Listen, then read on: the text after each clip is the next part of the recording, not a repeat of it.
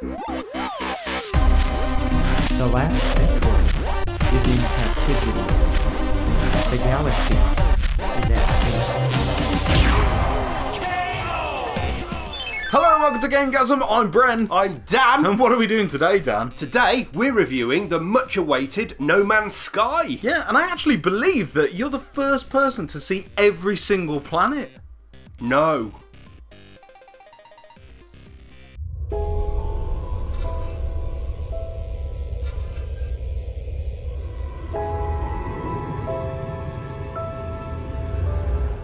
So we're not going to try and review this in the usual sense, as well we really can't. Welcome to No Man's Sky. You're dumped on a planet and told to survive. Sounds like my first day at school. As everyone's experience of this will be different, this review will be very much an account of our first experiences and finding out how the game works. The gameplay is as you would expect. There are many names for it: survival game, exploration game. I think I would have to liken it to a walking sim in space with samey stuff.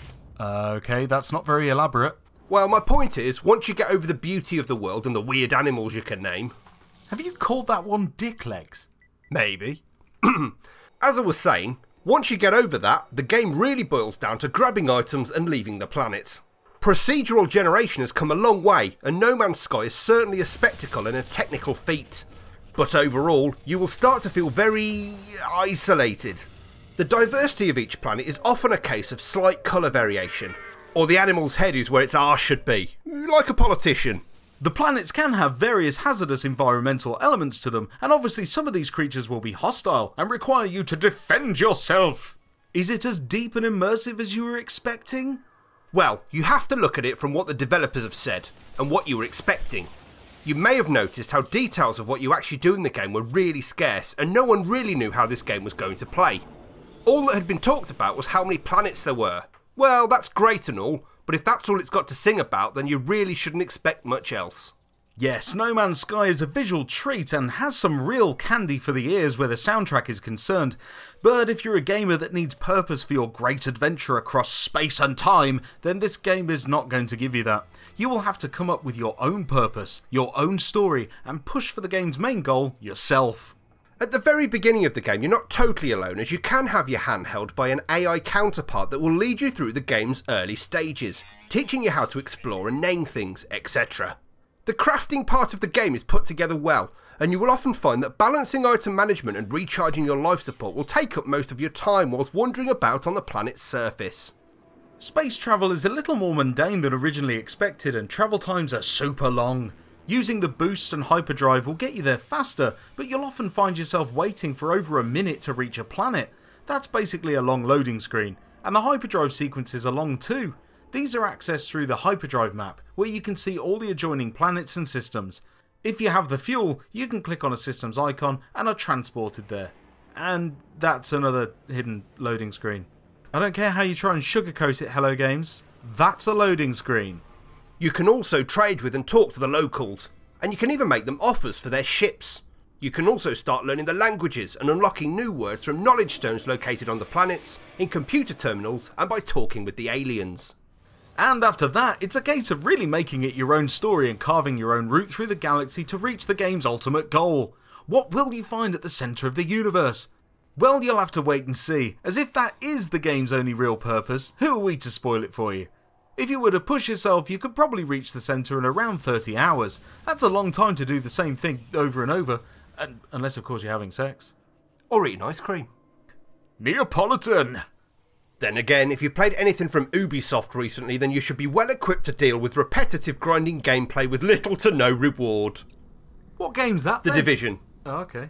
No Man's Sky is exactly what you thought it was going to be. A slow-paced walk through space and a visual treat that showcases what this new procedural algorithm can do. But ultimately, you're going to be disappointed to discover that's it.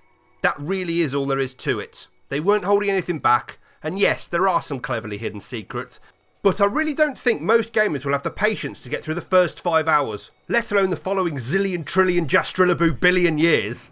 And on the very thin promise of something cool at the end. Is it gonna be cool? Really? It better be fucking awesome. If I play it for 30 hours and find a fucking credit sequence, I'm coming down there. I'm literally coming down there. But I digress. Overall, a visual treat and technical masterpiece, but will leave you feeling that there was supposed to be some sort of meaningful experience here somewhere, and not just a simple walk around, get supplies and leave planet type of affair. The lack of multiplayer, story, game mechanics, and a hefty price tag on launch will no doubt send this game packing into the vastness of its own universe. That said, it's perfect for the more casual gamer to relax and just fly about and scan animals. Scanimals. The David Attenborough in you will no doubt marvel at the sight of the wild Roger Cockhead. Really? Is that what you called him? Yeah, apparently there are ways around the profanity filter. Ah yes, I've just noticed we're on the planet Fanny in the Minge system. Never ask the public to name anything. With nothing but your own will to push you forward and see the game to its ultimate end, it will certainly put a lot of people off. For people that don't like Minecraft, for example, I would steer so far away from this, as if you found Minecraft pointless, mundane and hard to get into, then you'll likely feel even more bored and frustrated with No Man's Sky, as you can't even build a house.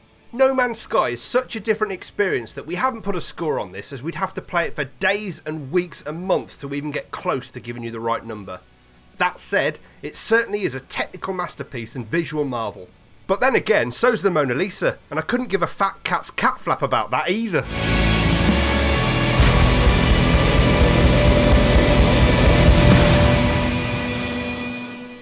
And that was No Man's Sky. Or a very, very, very small percentage of it. A very small percentage, but I mean, I get the feeling that we've seen the whole thing. I don't know, there is so much to explore. It's hard to call it, isn't it? But it's all the same. I mean, I know it's procedurally generated, Yeah.